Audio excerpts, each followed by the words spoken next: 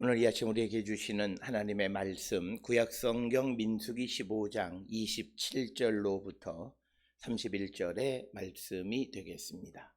민수기 15장 27절에서 31절에 있는 말씀 한 목소리로 합독하시겠습니다. 만일 한 사람이 부지 중에 범죄하면 1년 된 암염소로 속죄제를 드릴 것이요, 제사장은 그 부지 중에 범죄한 사람이 부지 중에 여호와 앞에 범한 죄를 위하여 속죄하여 그 죄를 속할지니 그리하면 사함을 얻으리라.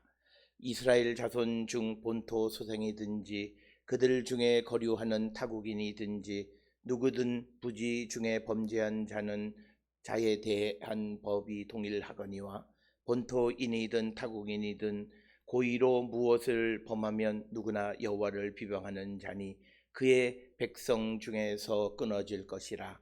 그런 사람은 여호와의 말씀을 멸시하고 그의 명령을 파괴하였은즉 그의 죄악이 자기에게로 돌아가서 온전히 끊어지리라. 아멘.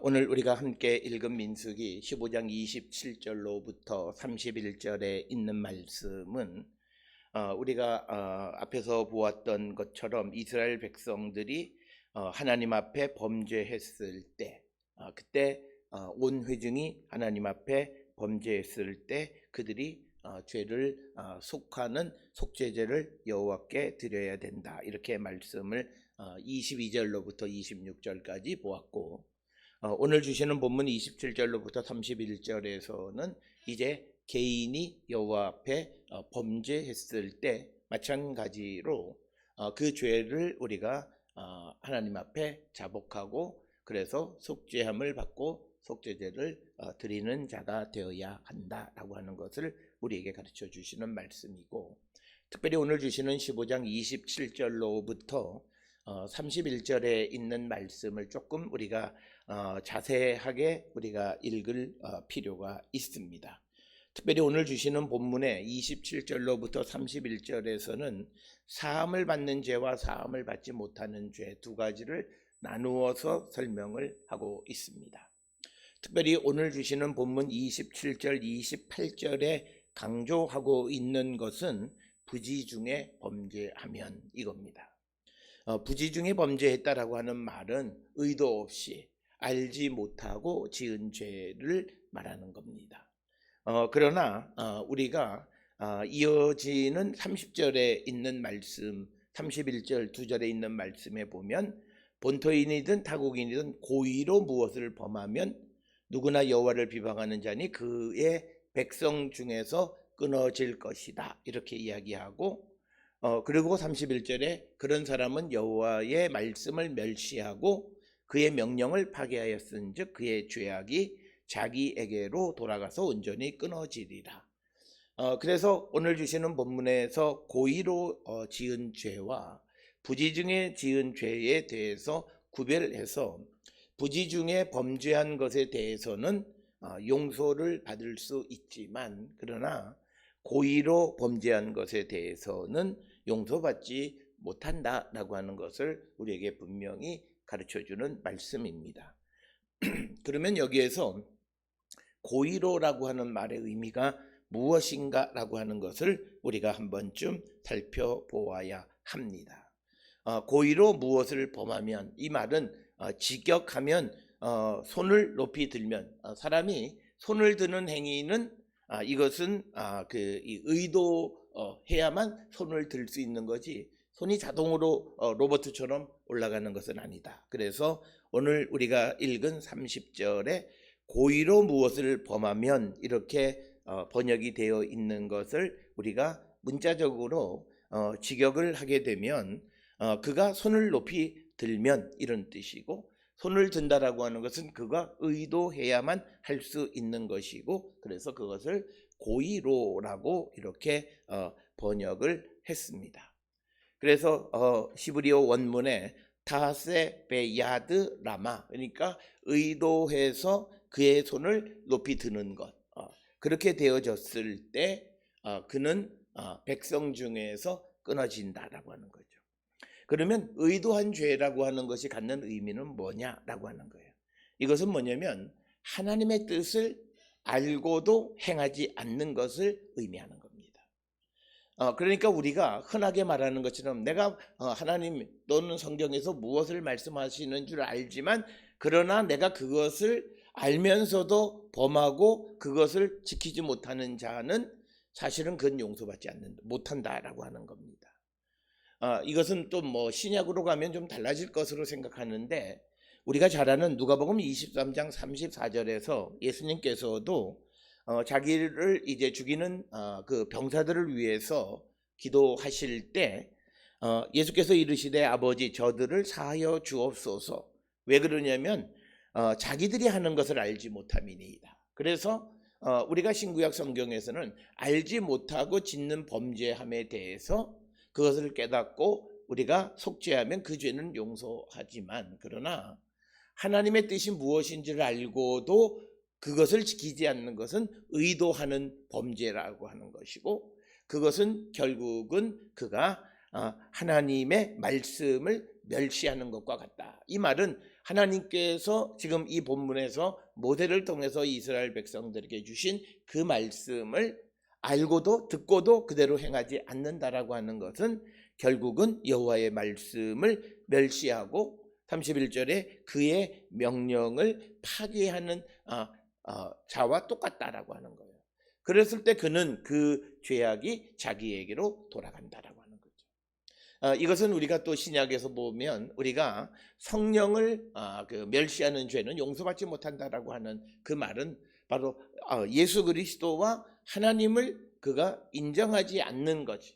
오늘 주시는 본문의 말씀에서도 여호와의 말씀을 멸시한다라고 하는 것, 하나님의 명령을 파괴한다라고 하는 것은 하나님의 존재를 인정하지 않는 것과 같은 것이고 그런 죄를 지은 자들은 용서받지 못한다라고 하는 것이 오늘 우리에게 주시는 말씀이 되겠습니다.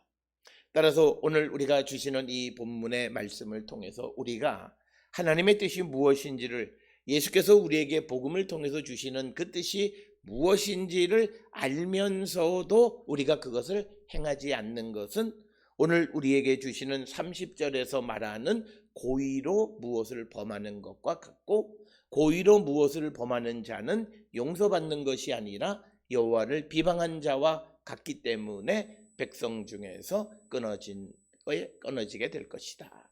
그래서 우리가 여호와를 비방한다 또는 여호와의 말씀을 멸시한다 또는 그의 명령을 파괴했다라고 하는 것은 결국은 성호를 거역하고 여호와의 이름을 우리가 모독하는 것과 같은 개념이다라고 하는 겁니다.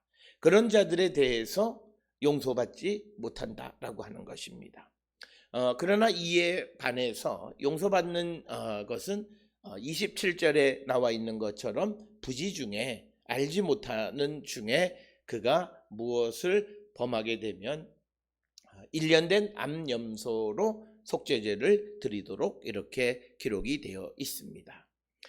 일반적으로 우리가 사람이 그 어떤 죄를 짓게 되어지면 보통은 그 순염소나 이런 것으로 드리는데 오늘 주시는 이 본문에서는 암염소로 속죄제를 드린다 이렇게 기록이 되어 있습니다.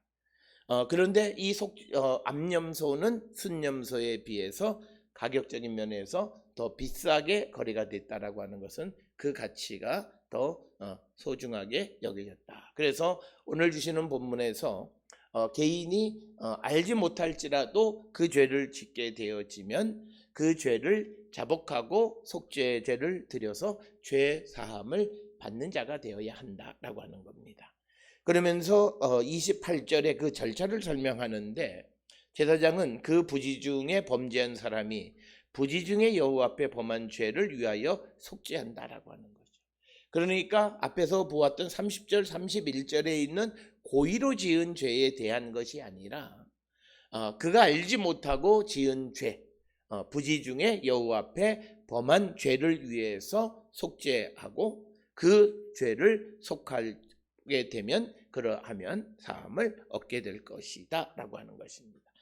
오늘 주시는 이 본문의 말씀에서 죄를 지은 자가 자기가 부지 중에 범한 죄를 고하고 그 죄를 위해서 속죄할 때 그 다음에 그가 사함을 받는다. 여기서 키워드는 27절 28절에서 우리가 중요한 그 단어는 부지 중에 범죄한 것. 그런데 오늘 주시는 본문에서 사함을 얻는다라고 번역한 그 히브리어 동사는 살라크입니다. 이 살라크라고 하는 이 말은 죄를 씻다라고 하는 그런 의미가 있습니다. 그러나 그 대부분 이 살라크라고 하는 말은 그 누구와의 관계를 회복할 때 많이 사용합니다. 그래서 오늘날 현대 유대인들이 누구와의 관계 속에서 무엇을 잘못하면 슬리하, 그래서 죄송하지만 미안하지만 이런 의미를 갖고 있습니다. 그래서 그 미안하다 죄송하다라고 하는 이 살라크라고 하는 어근의 단어를 통해서 그 사람과의 관계를 회복하는 것. 그래서 오늘 주시는 이 본문의 말씀에서 죄를 속할지니 그리하면 사함을 받는다라고 하는 것은 그렇게 되어질 때 하나님과의 관계가 개선되어진다라고 하는 거예요. 그래서 우리가 속죄제를 반드시 드려야 되는 이유, 죄를 지은 자가 죄를 자복하고 사함을 받아야 되는 것은, 사함을 받는다라고 하는 것은 하나님과의 관계를 개선하는 것이고, 우리가 예수 그리스도의 보혈을 통해서 하나님과 화평한 자가 되어졌다라고 하는 개념과도 똑같은 개념이 오늘 주시는 28절에 그가 부지 중에 범한 죄를 그가 자복하면 속죄하고 그래서 사함을 얻는다, 이렇게 기록이 되어 있습니다. 따라서 우리가 이 속죄한다라고 하는, 하나님께 죄를 고한다라고 하는 것은 하나님과의 관계를 개선하는, 관계를 회복하는 그런 의미를 내포하고 있다라고 하는 것이고, 그러면서 이제 29절에서 이런 속죄제를 드리는 것은 본토인이나 또는 거류하는 타국인이든지 누구나 동일하다라고 하는 것. 왜냐하면 우리가 앞에서 보았듯이 본토인이나 또는 타국인이든 그가 하나님께 감사하고 하나님께 영광을 돌리기 위해서 제사를 드리고자 하는 자는 유대인들, 즉 본토인이나 이방인이 동일한 법의 율법의 이 지시를 따랐던 것과 마찬가지로 만약 누구든 범죄한 자가 있으면 동일하게 유대인이든 이스라엘 자손이든 또는 타국인이든 차별 없이 그들이 하나님 앞에 속죄하고 그래서 용서를 받는 자가 되어야 한다라고 하는 것. 그래서 오늘 주시는 29절에서는 타국인이라 할지라도 그가 하나님을 믿고 의지하며 자신의 잘못을 고하면 용서해 주시는 분이시다라고 하는 것. 이것을 우리에게 보여주는 말씀이 오늘 주시는 29절의 말씀이 되겠습니다. 오늘 우리가 읽은 27절로부터 31절 그리고 크게는 22절로부터 31절까지 공동체이든 또는 개인이든 하나님 앞에 범죄하면 그가 그 죄를 용서받아야 되고, 그럴 때 용서받는 죄는 부지 중에 범한 죄이지 하나님의 뜻을 알고도 그 뜻을 행하지 않는 자들에 대해서 용서하시는 것은 아니다라고 하는 것. 그래서 오늘 우리가 주시는 이 본문의 말씀, 특히 오늘 우리가 읽은 27절로 31절, 특히 30절에서 31절에 고의로 지은 죄, 이것은 결국은 고의로 하나님 앞에 범죄했다라고 하는 말의 의미는 여호와를 비방하는 것이고, 또 여호와의 말씀을 그들이 멸시하는 것이고, 그리고 여호와의 명령을 파비하는 것이고, 이것은 곧 성령을 모독하는 것과 같은 개념의 죄이고, 이것은 용서받을 수가 없다라고 하는 것을 우리에게 가르쳐주는 말씀이 되겠습니다. 오늘 주시는 22절로부터 31절까지의 말씀 속에서 우리가 한 가지 공동체와 개인의 관계를 우리에게 가르쳐 줍니다. 공동체를 구성하는 개인이 범죄하면 그 개인이 죄를 사할 뿐만 아니라 그가 속해 있는 공동체도 범죄했다. 오늘 우리가 살고 있는 이 시대에 우리와 같이 믿음의 삶을 살아가는 그 믿음의 형제 중에 누군가가 실족해서 죄를 범하면 그것은 그 개인 자신만의 문제가 아니라 공동체 전체의 문제이기도 하다라고 하는 겁니다. 그래서 우리가 오늘 주시는 이 본문에서 강조하는 것은 개인은, 공동체를 구성하는 개인은 단순히 개인 자신만이 아니라 그가 범죄하면 결국은 공동체도 오염시키고 공동체도 거룩함을 상실한다라고 하는 거예요. 그래서 우리가 아주 쉽게 이야기하면 우리가 속해 있는 교회 공동체 안에서 누군가가 어떤 범죄를 저지른 일들이 발견되어지고, 그리고 또 그것이 사회적으로 법적으로 어떤 처벌을 받게 되어지면 그거가 그 자신의 문제에게만 국한하는 것이 아니라 그가 속해 있던 믿음의 공동체 역시도 하나님 앞에 속죄하고 그 부정하고 더러움을 씻어내야 된다라고 하는 겁니다. 그런데 오늘 우리가 살고 있는 이 시대에 우리는 같은 믿음의 공동체를 구성하는 사람들의 범죄를 그냥 개인적인 것으로만 치부하게 됩니다. 물론 그것을 행한 자들은 그런 개인의 문제이긴 하지만, 그러나 그 개인이 잘못되어지고 그 개인의 범죄하게 되어짐으로 그 개인으로부터 영향을 받게 된다라고 하는 것입니다. 따라서 오늘 우리가 주시는 본문의 말씀에서 공동체와 개인 모두가 속죄하고 그리고 이 공동체를 구성하는 개인의 중요성을 우리에게 다시 한번 각성시켜주는 말씀이고, 특별히 예수님께서도 예루살렘 성전을 정화하실 때 이 성전을 강도의 소굴로 만든 것을 비난하셨고, 그것을 예수께서 제거하셨는데, 성전이 강도의 소굴이 되는 것은 성전에 들어가서 예배하는 자들이 강도 짓을 하기 때문입니다.